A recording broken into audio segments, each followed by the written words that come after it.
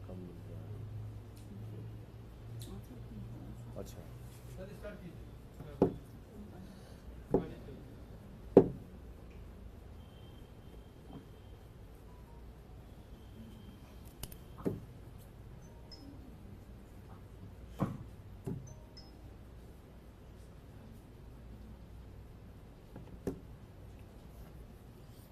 शुरू करें। सभी पत्रकार बंधुओं को नमस्कार। हमारे समाज में एक बड़ी मान्यता है कि प्यासे को पानी पिलाने से ज़्यादा पवित्र कोई काम नहीं होता। अगर कोई भीषण गर्मी में प्यासा है, उसको पानी उपलब्ध नहीं है, उसको पानी पिलाने से ज़्यादा पुण्य का काम कोई नहीं होता। और किसी का पानी रोकना, इससे बड़ा पाप कोई नहीं होता। दिल्ली के अंदर पिछले कई दिनों से भारतीय जनता पार्टी के द्वारा प्रायोजित पानी का संकट चल रहा है। और जब मैं कह रहा हूं कि भारतीय जनता पार्टी के द्वारा प्रायोजित पानी का संकट, तो मैं ये बताना चाहता हूं कि बीजेपी वाले चाहते हैं दिल्ली के लोग पानी ना पाएं, दिल्ली के लोगों को पानी उपलब्ध ना हो, और इसके लिए जितने जतन, जितनी साजिश, जितने तरीके से दिल्ली को पानी संकट में डाल सकते हैं, पूरी की पूरी कोशिश बीजेपी के लोग कर रहे हैं। आप सब लोग जानते हैं, दिल्ली के अंदर हरियाणा से पानी आता है, एक निश्चित मात्रा में उनको पानी देना होता है, और अगर वो पानी उस मात्रा में दिल्ली को नहीं देंगे तो जाहिर तौर पे पानी की उपलब्धता दिल्ली में कम हो जाएगी। और एक रिपोर्ट भी हम लोगों ने पहले बताई थी कि पानी कितना कम दिल्ली में दिया जा रहा है। मैं एक एक करके उसको पढ़ देता हूं। 6 जून को 1002, 7 जून को 993, 8 जून को 990 MGD, 9 जून को 978 MGD, 10 जून को 958 MGD, 11 जून को 919, 12 जून को 951 और 13 जून को 939 MGD पानी दिल्ली को दिया गया, जो कि हमारी मांग के हिसाब से और जो मात्रा हरियाणा को देना चाहिए उससे काफी कम है। MGD उत्पादन, जो प्रोडक्शन हुआ है उसकी एक एक दिन की लिस्ट है। तो पानी का उत्पादन कम क्यों हो रहा है? क्योंकि पानी पीछे से हमको मिल नहीं रहा। उसकी वजह से पानी का संकट है। हरियाणा सरकार से बार बार अनुरोध करते हैं, जो हमारा पानी हक है, जो हमारा जितना पानी दिल्ली का हक है, जितना पानी मिलना चाहिए, वो पानी नहीं देते। हम हरियाणा के लोगों का पानी तो मांग नहीं रहे, हम तो दिल्ली के हिस्से का पानी मांग रहे हैं। आप वो भी नहीं देना चाहते। दूसरा, जब एलजी साहब से शिकायत कीजिए तो एलजी साहब शिकायतों का निस्तारण करने के बजाय उसमें अपना राजनीतिक स्टेटमेंट जारी करते रहते हैं। उनका भी इंटरेस्ट इस बात में है कि दिल्ली में कैसे पानी की समस्या रहे। और इन सब के बीच में जब लोग पानी के संकट से जूझ रहे हैं, तो भारतीय जनता पार्टी के लोग हल्ला, हंगामा, गुंडागर्दी, ऑफिस में तोड़फोड़, पानी की सप्लाई रोकना, पानी की पाइप तोड़ना, ये कर रहे हैं। मतलब आपको ऐसे संकट के समय में दिल्ली की पानी का समस्या का समाधान कराने के लिए बीजेपी के 7 सांसद जिताए हैं दिल्ली के लोगों ने। क्या उन 7 सांसदों को, जो अब मंत्री भी बन चुके हैं, उनको आवाज नहीं उठानी चाहिए पानी के लिए? क्या उनके मुंह से इतनी आवाज नहीं निकलनी चाहिए कि जो हरियाणा सरकार को पानी दिल्ली को देना है, जितना हमारा हक है उतना पानी दो? क्या उनको केंद्रीय जल शक्ति मंत्री सी आर पाटिल जी से मुलाकात नहीं करनी चाहिए? दिलीप पांडे जी, हमारे विधायक जी, एक प्रतिनिधि मंडल लेके गए थे, उनसे मुलाकात भी नहीं हुई। जल शक्ति मंत्री केंद्र के हमारी बात नहीं सुनते, हरियाणा के मुख्यमंत्री बात नहीं सुनते, और पानी का संकट बढ़ाने के लिए कैसी कैसी साजिशें चली जा रही हैं, वो मैं आपको एक एक करके दिखाना चाहता हूं। पहला देखिए आप कि कल किस तरीके से पूर्व सांसद रमेश बिधूड़ी के नेतृत्व में भारतीय जनता पार्टी के लोग पहुंचते हैं, ऑफिस में तोड़फोड़ करते हैं, हंगामा करते हैं, कर्मचारियों को आतंकित करते हैं, और उस डर के कारण कर्मचारी काम करने के लिए तैयार नहीं हो रहा। जब बताइए, पानी के संकट के समय में कर्मचारी काम ही नहीं करना चाहेगा, ऑफिसेस बंद हो जाएंगे भाजपा के गुंडों के डर से, तो कैसे दिल्ली के लोगों को पानी मिलेगा? भाजपा के गुंडों के डर से अगर जल बोर्ड का कर्मचारी काम नहीं करेगा, पानी की सप्लाई रुक जाएगी, कैसे दिल्ली के लोगों को पानी मिलेगा? आपको लड़ाई लड़ना है, हमसे लड़िए। राजनीति करना है, हमसे करिए। गुंडागर्दी करनी है, हमसे करिए। अब जल बोर्ड के कर्मचारियों के ऊपर हमला करा रहे हैं, उनके ऑफिस तोड़ रहे हैं, फोड़ रहे हैं, पानी की सप्लाई बंद करा रहे हैं आप। ये किस प्रकार की गुंडागर्दी है? तो मैं चाह रहा हूं पहले आप लोग इसको देखिए। छतरपुर में दिल्ली जल बोर्ड के दफ्तर के बाहर इकट्ठा हुई इस भीड़ को गौर से देखिए। ये भीड़ कोई मामूली भीड़ नहीं। दिल्ली जल बोर्ड पर मटके टिकती ये भीड़ भाजपा के पूर्व सांसद और प्रख्यात गुंडे रमेश बिधूड़ी द्वारा लाई गई। दिल्ली में जल संकट के बीच भाजपाई गुंडों ने दिल्ली जल बोर्ड के दफ्तर के साथ जो कुछ किया, उससे भाजपा की दिल्ली विरोधी सोच फिर सबके सामने आ गई। इस वीडियो में लहराते मटकों और लोगों के गलों में पहने भाजपाई पटकों को गौर से देखिए कैसे भाजपाई भीड़ दिल्ली वालों की संपत्ति का नुकसान कर रही है। देखिए कैसे ये गुंडे बेशर्मी से दिल्ली जल बोर्ड के दफ्तर को तोड़ते हुए रमेश बिधूड़ी जिंदाबाद के नारे लगा रहे हैं।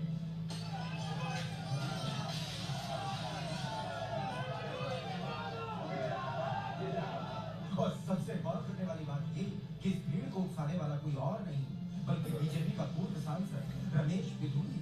गौर से देखिए, बिधूड़ी खुद भीड़ में खड़े होकर बेशर्मी से अपने गुंडों को उकसा रहा है।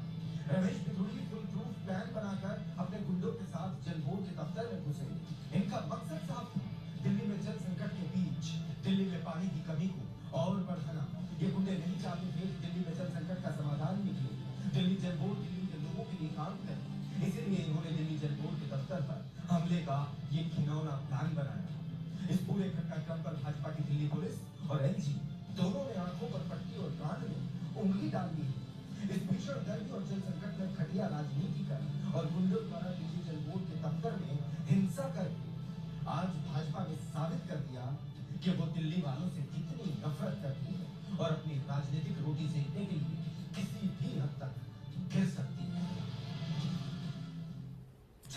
अब आपने देखा कि ये किस तरह से तोड़फोड़ किया इन लोगों ने। अब ऐसे माहौल में कौन सा कर्मचारी जल बोर्ड का काम करेगा बताइए आप? कैसे लोगों को पानी सप्लाई मिल पाएगी? और इतना ही नहीं, आगे एक वीडियो में आपको और दिखा रहा हूं कि क्या क्या काम करते हैं ये लोग दिल्ली के अंदर पानी का संकट पैदा करने के लिए। मतलब लोग पानी के संकट में आए तो बीजेपी वाले जश्न मनाए, गले में पटका, हाथ में मटका। ये भाजपाइयों का ड्रामा है। देखिए,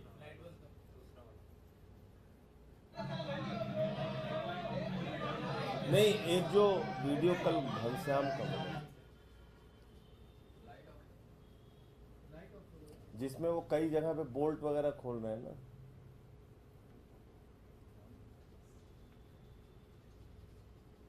चलिए वो भी मैं भी दे दूंगा आप लोगों को। तो ये कुल मिलाकर इनकी असलियत है कि ये दिल्ली के अंदर आज बीजेपी पानी की समस्या का समाधान कैसे हो इसके लिए नहीं, बल्कि पानी का संकट कैसे और बढ़े इसके लिए काम कर रही है। तो ये एलजी, भाजपा और हरियाणा की सरकार द्वारा, बीजेपी के द्वारा प्रायोजित पानी का संकट है। अगर हमको पानी की सप्लाई पूरी मिलने लगे, पूरा पानी का हक जितना अधिकार दिल्ली का है वो मिलने लगे, तो किसी भी हालत में पानी की ये जो समस्या है इसको काफ़ी हद तक कम किया जा सकता है। तो मैं सिर्फ ये बताना चाहता हूँ कि आज जवाबदेही भारत के प्रधानमंत्री की, गृह मंत्री की, भारतीय जनता पार्टी की भी दिल्ली के लोगों के प्रति है। 7 सांसद आपके जिताए हैं, 2-2 मंत्री आपने यहाँ से बना दिए। अगर आप ये बर्ताव करेंगे दिल्ली के लोगों के साथ, और आपकी हरियाणा की सरकार ये बर्ताव करेगी कि पानी नहीं देना है, दिल्ली में पानी की समस्या पैदा करके रखना है, तो निश्चित रूप से इसको लेके हम लोग अपनी आवाज़ भी उठाएंगे। और ये बड़ी आश्चर्य की बात है कि इतनी बड़ी घटना होने के बाद अभी तक किसी पे कोई कार्रवाई नहीं हुई। ये तोड़ फोड़ हुई, कार्यालय तोड़ दिया गया, सरकारी संपत्ति का नुकसान किया गया। इनके बारे में न प्रधानमंत्री जी बोलेंगे, न गृह मंत्री जी बोलेंगे। अभी किसान आंदोलन करने लगे तो उसको आतंकवादी, खालिस्तानी, पाकिस्तानी सब बना देते हैं। और ये जो खुलेआम गुंडागर्दी कर रहे हैं, तोड़फोड़ कर रहे हैं, इनके बारे में एक शब्द कोई नहीं बोलता। तो मुझे इतनी बात कहनी थी। आप लोगों का कोई प्रश्न हो तो आप पूछ सकते हैं। भारतीय जनता पार्टी भी आज 50 से ज्यादा जगहों पर प्रदर्शन कर रही है, पानी की मांग कर रही है। उनका कहना है कि सरकार में आप हैं, दिल्ली जल बोर्ड आपके पास है, तो फिर पानी की दिक्कत क्यों हो रही है? तो हरियाणा सरकार किसके पास है? दिल्ली को जो पानी मिलना चाहिए वो पानी क्यों नहीं दिलवा रहे हैं बीजेपी के लोग? हरियाणा भवन के सामने जाके प्रदर्शन क्यों नहीं कर रहे? खट्टर के घर के सामने, नायब सिंह सैनी के घर के सामने प्रदर्शन क्यों नहीं कर रहे बीजेपी के लोग? भाई, पानी का जो हक है दिल्ली का, वो क्यों मारा जा रहा है? जो हमको पानी मिलना चाहिए क्यों नहीं मिल रहा है? ये बीजेपी के लोगों को बताना चाहिए। और इस तरह से गुंडागर्दी करने से पानी की सप्लाई आएगी क्या? आप जल बोर्ड के कर्मचारियों को आतंकित करके, उनको घर बिठा के पानी की समस्या बढ़ा रहे हैं या घटा रहे हैं? आप बताइए। तो मैं इसीलिए कह रहा हूं, ये बीजेपी और एलजी के द्वारा प्रायोजित, हरियाणा की सरकार के द्वारा प्रायोजित पानी का संकट है। वो इसका प्रायोजन कर रहे हैं कि दिल्ली के लोग, ठीक है तुम लोग आम आदमी पार्टी को जिताते हो, यहां पे आम आदमी पार्टी की सरकार है, हम तुमको पानी की सप्लाई तक नहीं होने देंगे। तो ये तो पाप है ना, ये भाजपाइयों का पाप है। लोगों का पानी रोकना, इससे बड़ा पाप क्या हो सकता है? ये बीजेपी का पाप है कि वो पानी नहीं दे रहे हैं दिल्ली के लोगों को और पानी की सप्लाई रोक रहे हैं। आज एक दुर्घटना हुई है, एक बार फिर कंचनजंगा एक्सप्रेस थी, उसका एक्सीडेंट हुआ है और कुछ लोगों की मौत की खबर है। देखिए, भारतीय रेलवे की इतनी दुर्दशा हो चुकी है कि बड़े बड़े दावे किए जाते हैं। रेल मंत्री जी के समय में पहले की जो बालेश्वर की उड़ीसा वाली दुर्घटना हुई थी, वही फिर दोबारा रेल मंत्री बन गए। उनको किस बात का इनाम मिला मुझे नहीं मालूम, लेकिन जब भी आप रेल में यात्रा कीजिए, AC3 में, AC2 में, जनरल डिब्बों में, स्लीपर क्लास में, भूसे की तरह लोग भरे हुए हैं, जानवरों की तरह लोग भरे हुए हैं। उनके साथ जानवरों जैसा व्यवहार हो रहा है। छोटे छोटे बच्चे को लेके इस भीषण गर्मी में जिस तरह से लोग रेल यात्रा कर रहे हैं,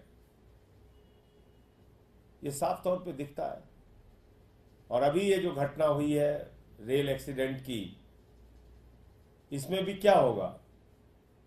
कोई जांच कमेटी बिठाई जाएगी, 2-4-10 वक्तव्य दिए जाएंगे, बाद में सब लीपापोती करके खत्म।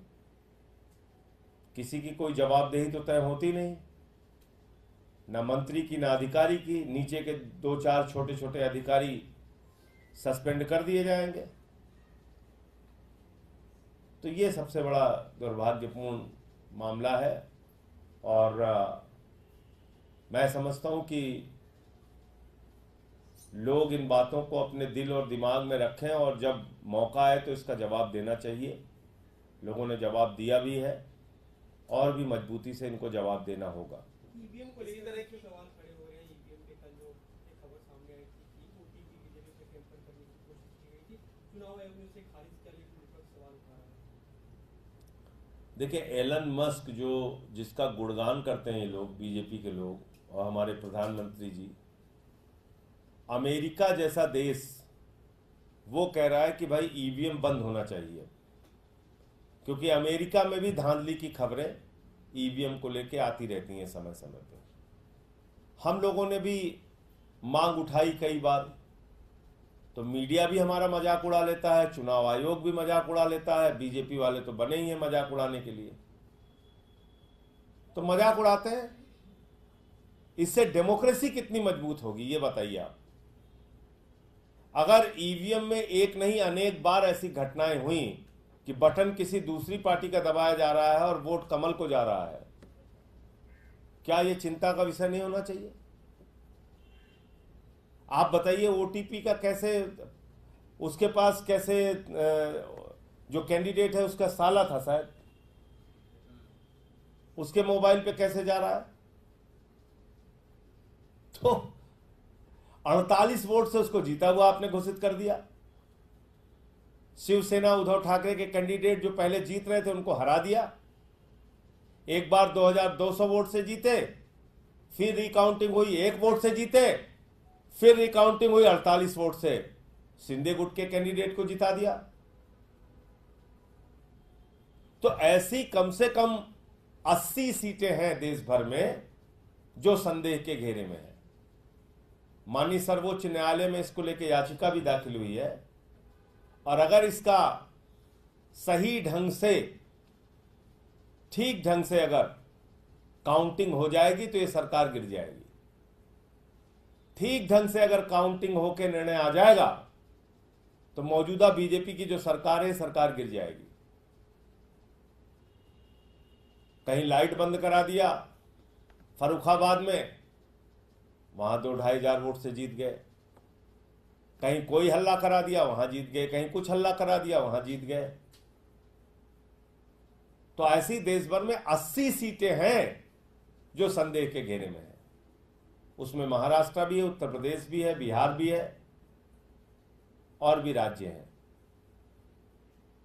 तो मुझे लगता है कि ईवीएम पर अब कोई ना कोई सख्त फैसला माननीय सर्वोच्च न्यायालय को और चुनाव आयोग को लेना चाहिए।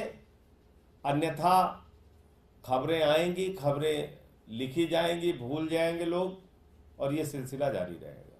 संजय जी, संसद में जो महात्मा गांधी की मूर्ति है, बाबा अम्बेडकर की मूर्तियां हैं, उनको हटाकर किसी दूसरी जगह पर रखा गया है। गवर्नमेंट क्लेम कर रही है कि जो वहाँ पर एमपीज आते हैं या विजिटर्स होते हैं उनके लिए विजिबल हो सके मूर्तियाँ, इसीलिए उनका स्थान बदला गया है।